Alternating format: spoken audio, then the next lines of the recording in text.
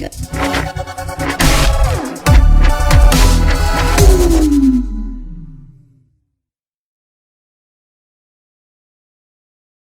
everybody, it's Benny One, and I'm back at you with another movie review. And I went and watched Snake Eyes last night, everybody, and I actually enjoyed it more than I thought I was going to enjoy it, because this is kind of a reboot, restart of these two G.I. Joe movies, actually, that we got Snake Eyes in already. So it is a reboot of the G.I. Joe franchise, actually, but it's really an origin story because it has the origin story thing in the title for Snake Eyes. And I'm guessing they probably did that because of copyright issues with the Nicolas Cage movie called Snake Eyes. So, but yes, so this is an origin story for probably the most popular G.I. Joe character, because this is based on the toy line and the cartoon series and all that stuff. So yes, I actually did wind up enjoying this movie more than I thought I was going to. I was going into it, I wasn't expecting too much out of the movie. All I wanted to see was some awesome kung fu action, seeing Snake Eyes become a badass, become who he's meant to be, joining the G.I. Joes, yada yada, introducing us to certain characters that were in the trailer. You could clearly tell there were certain G.I. Joe characters that were going to be in this movie because of the trailer. They didn't hide it. So I'm going to keep this spoiler free. I'm not really going to dive into anything about the movie. I'm just going to give you guys my kind of initial thoughts about it after watching it last night. So right off the bat, the cast is easily the best part of this movie. Everyone that they cast to play these characters that were in the other G.I. Joe movies, I thought they were well cast. Henry Golding, he is a rising star. That's all I'm gonna say. He plays Snake Eyes in this, and he's great. He literally can bring anything to the table. He brings he has anger, he has emotion, he can crack jokes. He can be really sinister. He can be very mysterious. Like, he can do almost anything when it comes to acting. Like, I was very impressed with his acting chops, and I thought he did a great job playing Snake Eyes. I thought he did a fantastic job playing Snake Eyes. So the thing I'm really curious about, though, is he talks, obviously. He talks in this movie.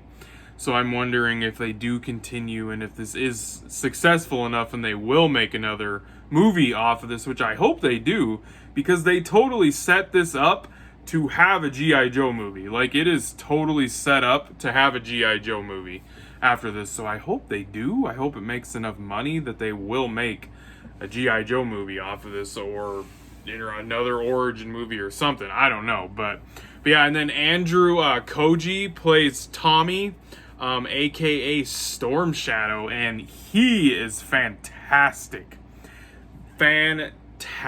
He does a great job. Him and Snake Eyes chemistry, awesome. They do such a good job building a brother bond between these two, like, throughout the movie. Like, they really do. And this movie, I'm just gonna tell you right now, it does not go the way that you think it would go, because you have these different factions and groups of people who you can't really tell whether or not it's not just straight up good versus evil. It's not the Joes versus Cobra. Like, you have all these factions which are in the movie, and yes, you can probably guess who a couple of them are. I'm not gonna say, but I'm sure you can figure it out. It's just, I like that, like, you can't really tell whose side anybody is really on. There's secrets, there's lies, there's all sorts of mystery going on with all this stuff because people aren't telling you the truth and shit. It's crazy. Like, I thought it added to the story, because the story was okay. It was decent. I mean, it's not gonna blow your mind away, but like, the story was actually pretty damn complex. Like, for what I thought this movie was going to be, I actually thought they got pretty, like, deep with some of the characters and the themes, and showing Snake Eyes, like, back his past as a child and stuff. Like, it was way more complex than I thought, and I thought it made the finished product as far as the story better than it would have been if it wasn't so complex. So I really actually enjoyed the story more than I thought. I just enjoyed the movie in general more than I thought I was going to.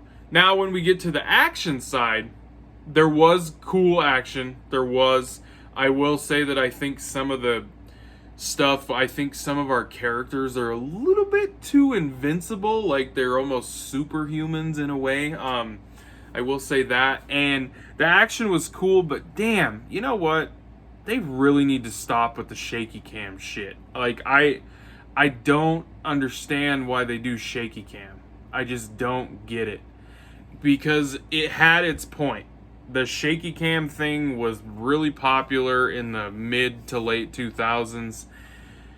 I don't prefer it, because especially with Kung Fu, man, when you're watching Kung Fu movies, they don't need to do that. Like, just put the camera on the guys fighting and show us the action, especially in Kung Fu. Because, man, that damn shaky cam shit, it wasn't bad, like, in the later part of the movie, like, in the final fight scene, it wasn't that bad, but Jesus, early on, the shaky cam thing was bad. It was rough. It was too much. It was way too much for me. And it just takes away from the action, because the action was great. You could tell that they got some top-notch people working on the action in this movie with the Kung Fu and the martial arts and everything. And I love the aesthetic and the setting, the locale that this movie was in, because it mostly took place in Tokyo, in Japan. Love it. I love the setting.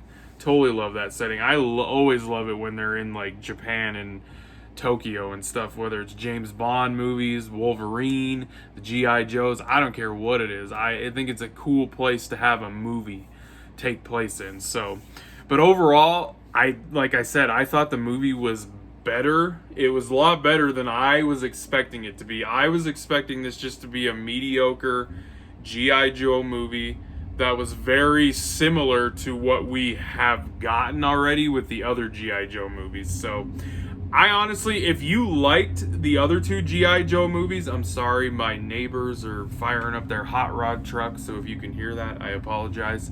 But yeah, if you like the other two G.I. Joe movies, especially the first one, because I think the first G.I. Joe movie was good, I think you'll enjoy this movie. I really do. I think you'll get some fun entertainment out of it. The shaky cam thing is a bummer, but otherwise, the cast, fantastic cast choices, like, for sure. Like, seriously, everybody that they picked to play some characters that are G.I. Joe characters, like, I think they did a fantastic job. And there's some characters in this movie that I was surprised that they were even in the movie. I didn't know about a couple of them, so I didn't realize that they were in the movie. So I'm going to give Snake Eyes, I'm going to give it an 8 out of 10. I just thought it was fun. So an 8 out of 10 for Snake Eyes, everybody. Hope you guys enjoyed that review. Thanks for watching, and be catching you on the tube laters, because I have spoken.